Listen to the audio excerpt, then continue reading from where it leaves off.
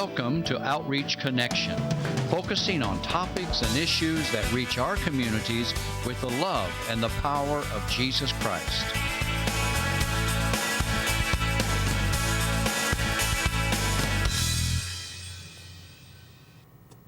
Hello again, I'm Gary Schluckabeer, your host of Outreach Connection. I am glad that you are joining us today to watch our program here on Channel 16 WTJR. Let me read to you, God uses people in so many different ways, through their experiences, through their life experiences, what they have been through. And I just want to read to you a verse that I so often use here, is Isaiah 58:12. And it is a verse that can apply to almost every person I interview here on Outreach Connection. And it reads this way: "And they that shall be of thee shall build the old waste places.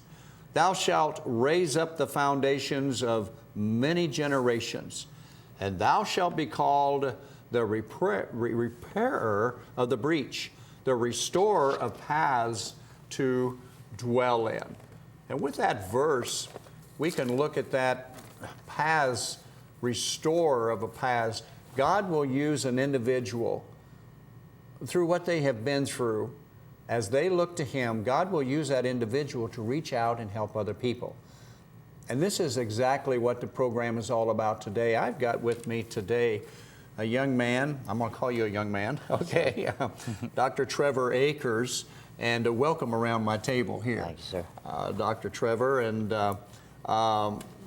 you're a chiropractor. Yes, sir. And kind of interesting how you got into this field of work. Dr. Trevor has been in a very serious accident, and he's going to talk about that here a number of years ago. Yeah. He is, I want to say wheelchair bound, but at the same time, you are making strides to walk. Yes, sir. With things and everything. Yes, sir. I got in a motorcycle accident in 2003. Broke my back, had a brain injury, a couple other broken bones. The biggest thing was the broken back. Obviously, I'm still working to get through that today. But starting out, I was told that I would never walk again, of which that at that time I had my brain injury, and I lost about a little over a month of memory. Okay. And it was, I feel, one of the biggest blessings I could have ever asked for or had, because I don't remember any of the bad things that were told to us at the hospital. Okay. You know, the doctors come in and say, well, Trevor, you'll never do this, A, B, C. You'll never walk. You'll be in this power wheelchair because of your levels of trunk stability being diminished. I don't remember any of that. And it was my mother, who was by my side the whole time, she remembers it all too well, I'm sure. Yeah. But I didn't, at the time, I was aware and I was interacting with people around me, but it's like it never happened in my mind because I don't have any memory of it, you know? And therefore I never was depressed or felt bad about it. It was like I woke up one day in rehab a month after the accident had happened, and my body was already adapted to what changes had happened in the wreck. But so it was kind of a buffer area between the day that I broke my back and these changes happened, and then the time when I was able to start remembering or understanding what was going on. There was this month of buffer. So I feel like that was a huge part of why I didn't deal with the depression states that a lot of people talk about when they have these accidents. Yeah. Okay. So that's interesting, because one of the things that we had talked about a little bit before we went on air here, because you had a praying family, praying mother, praying grandmother too, all of that helps out. But to realize which kind of took me aback a little bit, if I can say, that when you said, well, did you, when I would ask about depression or bad moods or something like that, well, no, I never really had those, you know. Right. And I think there's a lot of contributing factors Right. To that too, because if anybody has a right for, I guess we could say, a pity party, it would be you, young Right. man. Right. You know. Yeah, my mom, you know, I grew up in the church. I'll be honest with you, I was, as a child or a kid in church, I went because Mom took us. Yeah. You know, I don't know. A lot of people do that. You know, It's it was normal. just, that was the way it was. And Yeah. I wouldn't say I really even knew what was going on most of the time. Mm-hmm. And then once, you know, once my accident happened, I started to start having some conversations of my own, you Yeah. know. And not that I was a bi-weekly attendee of church or anything like that. But I would spend my own time at night just trying to figure out, I guess, how to navigate a conversation with God of my own, one that I understood, not one that the preacher man was talking about, and then I was supposed to understand that, but Sure. to put it in my terms and help me understand, I guess, how to have a relationship with God. You had your own personal, intimate conversation with God yourself in the quiet of your room, Yep. space. Yep. Yeah. Every night, it ends up being kind of a repeated conversation over and over, because I don't have really anything that I pray for, except for, God, keep me on your path. Whatever that path is, make sure I'm on it. Yeah. And I'm not a lucky individual, I promise, at all. I couldn't win a coin toss. Yeah. But the things that I see in my life that happen on a daily basis, they're just blessings. That's all I can say. And it's not because I'm putting my time in at church. Yeah. I just, you know, I put my time in as in every day and trying to give, I guess, proactively. Sure. And Sure. and the repayments in my life are far more than I could ever ask for. Right. So, Well, let's talk about what got you to where you're at now, being a practicing doctor, chiropractor, with your own business and everything, because originally you wanted to be a firefighter, a forced firefighter, isn't Right. that right? yep. That was your goal? I was in school at John Wood Community College in their fire science program, and my goal was that I would, get that certificate, and in that time, age enough that I could actually apply for to do the test for the fire service in Quincy anyway. But I really wanted to end up out west and fight forest fires, and I figured in the off season of the burn I could just maybe guide elk hunts or something out in the woods. You know, I grew up hunting and fishing and loved had a it. plan. Yeah, I mean that was what I wanted, you know. And in 2003, it took a little bump in the road, and started on a different path. And all the time going through physical therapy, my physical therapists were pushing me to, you should go to physical therapist school. You'd be a great physical therapist. You like talking with This people. is after the accident? Right, and right. everything? Yes, Yes. okay. Yeah, sorry, I missed that. Oh, that's part. fine. We're good, we're good. But yeah, so after the accident and doing my own physical therapy, all of my therapists were pushing me to go that route. And I just thought that's what I was going to do. So I finished my undergraduate degree at Carbondale, Illinois, and started applying to physical therapy schools. Not much luck. I got an interview for a waiting list at one school. A few different things went on, but not much luck. And so through the time while I was waiting on applications to come back from physical therapy school, I was being pushed by multiple different people to go chiropractic. And the head guy of the physical therapy place in Georgia, or the technique of therapy that I was attending down in Georgia, he was a chiropractor. A very good friend of mine, Dr. Michael Harbison, was wanting me to go to chiropractic school with him when he started the program, and I told him, you know, I'm okay. I'm just going to go physical therapy. I want to do physical therapy. Okay, he said, you know.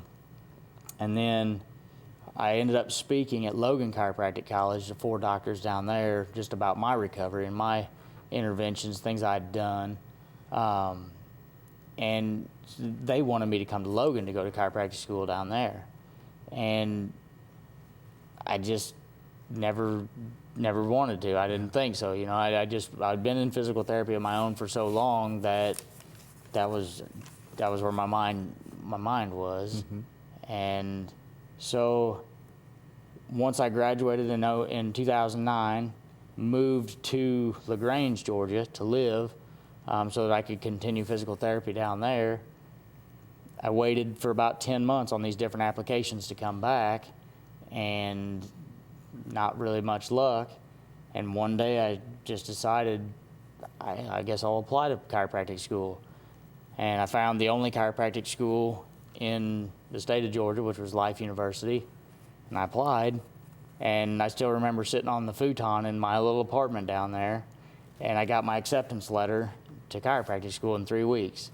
Okay. And I said, well, I guess that's where I'm what going. I'm gonna do. That's where I'm being led, and I'll just follow the path. And Kind of a God thing. that's it. Yeah. And so my mom came down to help me get my stuff moved out of there from LaGrange to move up to Marietta. And I think we had 4 days from the time I figured that out until I had to be at orientation for school. While I was at orientation for school, my mom was still looking for me an apartment to live in, you know, in Marietta. So it was a rush deal, but she came down to Georgia and made everything happen. And What would you do without your mom? Exactly. Any That's mom exactly was, right.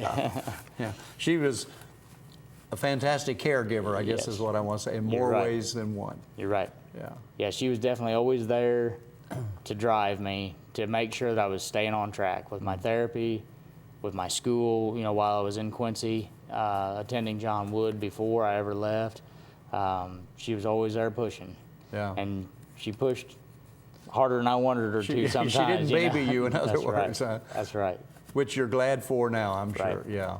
For sure. It's she never let me give up, never let me quit. Yeah. I mean, I would be at the dinner table and just having a meal, and she'd say, well, why don't you take your arms off the table? Why don't you sit up a little straighter and try to sit up without having so much support? I'm like, Mom, I just want to eat, you know, but they're just little things, you know. And Sure. she was always there to take me to the pool, and you know, before I could even drive, and you know, before we got the hand remote put in my truck that I could drive with, she'd take me to the pool, and she'd sit on the edge of the pool and just wait. And in the winter times, I mean, she'd take me to therapy. Yeah. It was a long road for her too. Yeah. You know. Yeah. but- Right. What a mom. Yeah.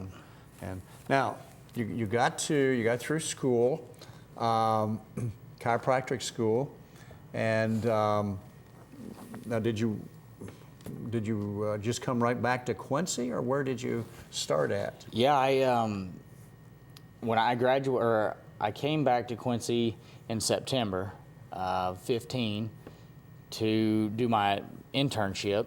Okay. I did that at the Shaw Clinic Okay. in Quincy, and then that was my last term of school, we'll call it, but I didn't have any classes. It was just my internship. And then I went back to Georgia to graduate in December of 2015. Okay. And as soon as I got back home from graduation, you know, we had to apply for my license and go through that whole process with the state. And it actually came back a lot quicker than we thought. And because they had said it could take 90 days to even hear. Okay. And by January the 19th, I had received my license. So at that time, I could go ahead and make the steps of getting a place to open my office. Okay.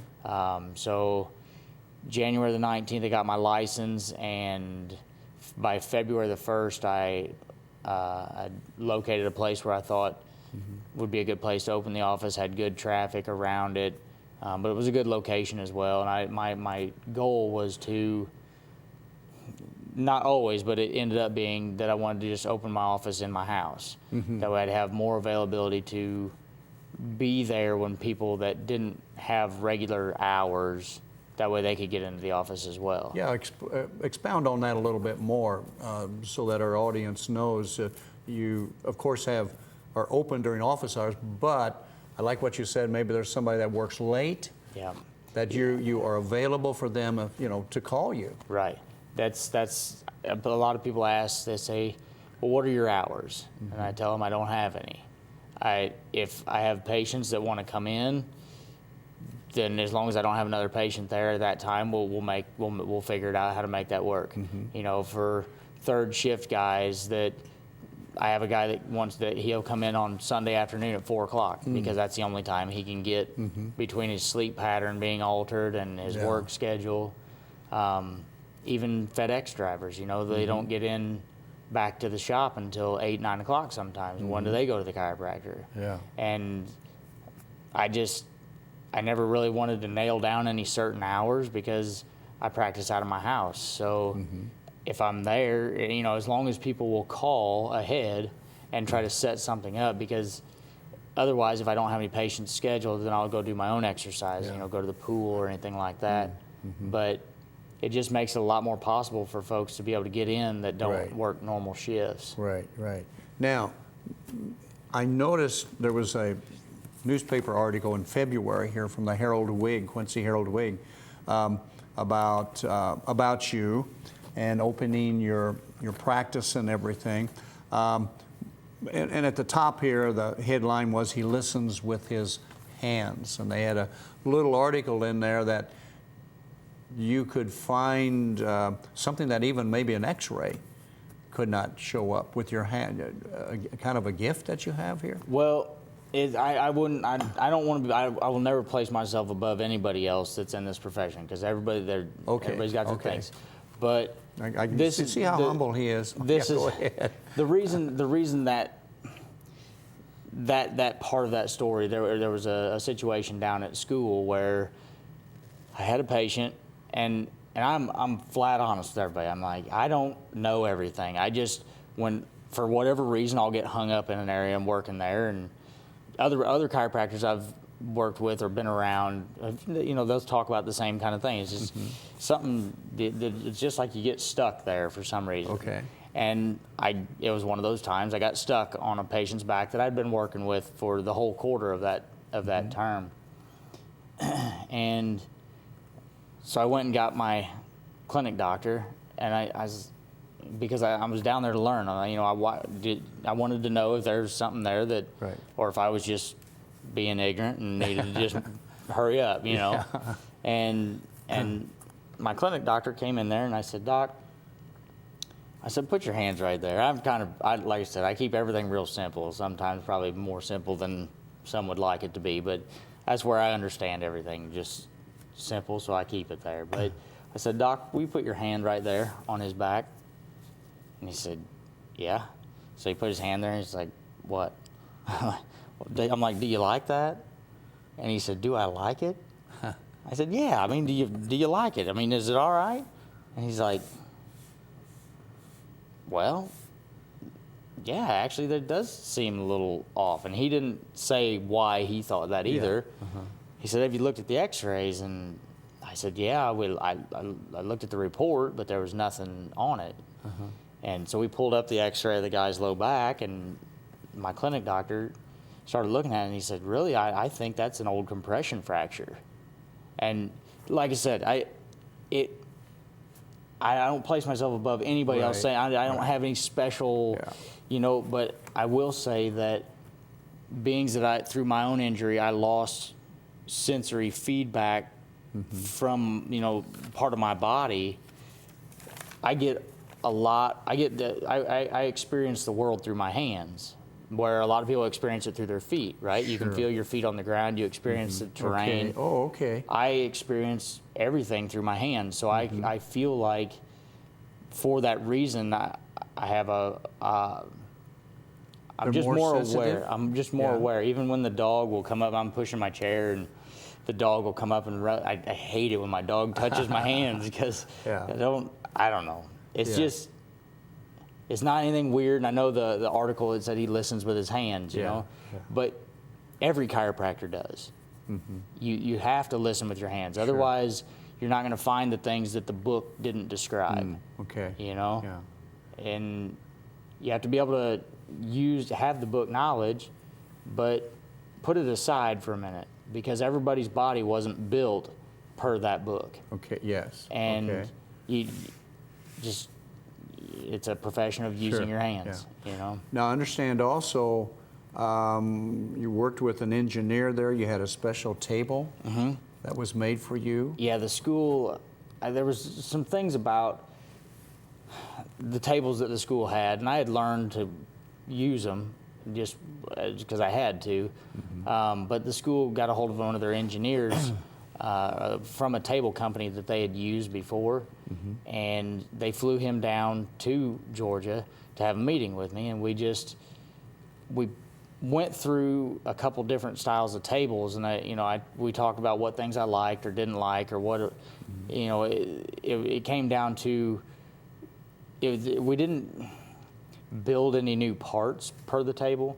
We just put the parts that I wanted and how I wanted things to move, where I wanted them to be located at, and put all those things into one table is what came down to. And I told him, I said, I don't know all the parts. You know, he's a table technician, table engineer. He knows what's available out there, and so he was able to use that knowledge and help me find the parts to all put onto one table, whether, when you set the drop on the table, that the bar will actually fall back to the center instead of staying to the side. Just little things like that. Okay. And it's working great so far. Yeah, okay, all right. Well, you have to adapt. You've had to adapt. Right. Your whole lifestyle. Yep. Living at home and everything else, not only in the office, but to adapt to, where you're at now. And I understand now, as I said before, you're working with your therapy as far as learning to walk or having helps with that. Yep. Yeah. Yeah, I've got a pretty busy schedule that I keep it that way, I guess, because whenever that's why I ask patients just to call ahead. Because if I don't have patience, I'll go do my swimming or anything else of my therapy stuff, or my walking, and I try to just keep my own body as healthy as I can, because I can't help other people if I'm not healthy. Right. Right. Yeah. And then your business name, I'm going to say business name, is Akers Hometown Chiropractic. Yes, sir. And once again, open by appointment. Just give you a call. Yes, sir. Yeah. And I work with everybody's schedule. That's the benefit of working in my house, because I don't have to go across town to open up the office to turn on the power. It's just come on over. You're there. Yep. Yeah. You're there for them. And what then, as we looked at this, one of the things that I like about you, Dr. Trevor, is the positive mental attitude that you have, to be able to say, well, yeah, this happened, and did you have any pity parties because of the way your lifestyle is now? No, I just never, and if everybody could understand that, that's out there in our audience too, to say, and there might be somebody out there that can say, well, if he can do it, I can do it. Right. Or if he can do it, what's my excuse? Right. Being a healthy person, not that understand what I'm saying. Well, I feel like I might have a slight advantage over some other people when it comes to understanding that continuum of how bad to how good people can have it, or how bad our situation is. You know, I remember being in inpatient rehab when I was there for 4 months in St. Louis, and there was a 13-year-old kid that was on a street corner with his grandmother, and in a drive-by shooting, they killed his grandmother, shot him in the neck, and paralyzed him to where he couldn't move anything but his head. And this guy was the happiest guy you ever met, you know?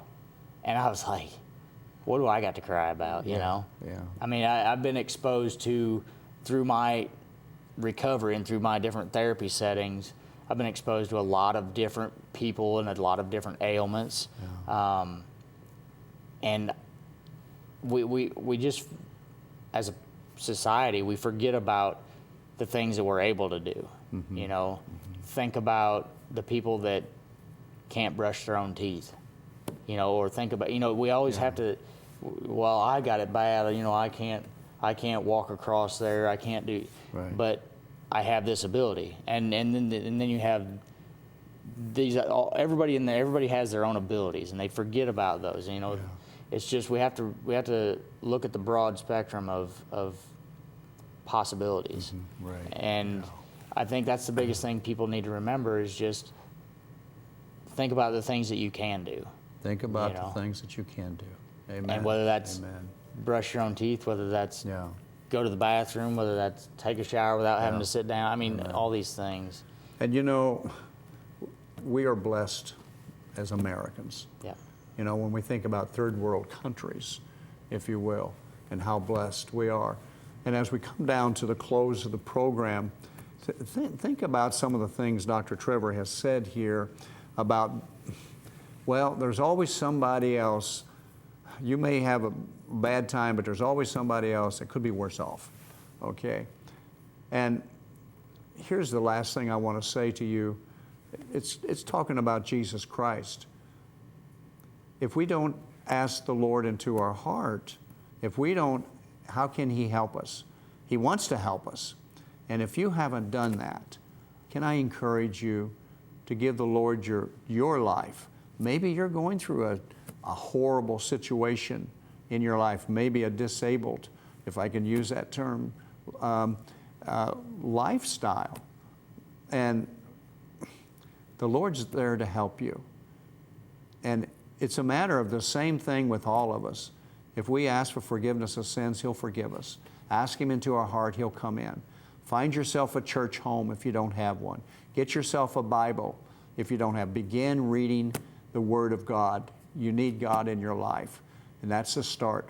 Thank you for joining us here at Outreach Connection. Dr. Trevor, thank you so much for being with me around the table here and hearing your story. God bless you. Thanks, sir.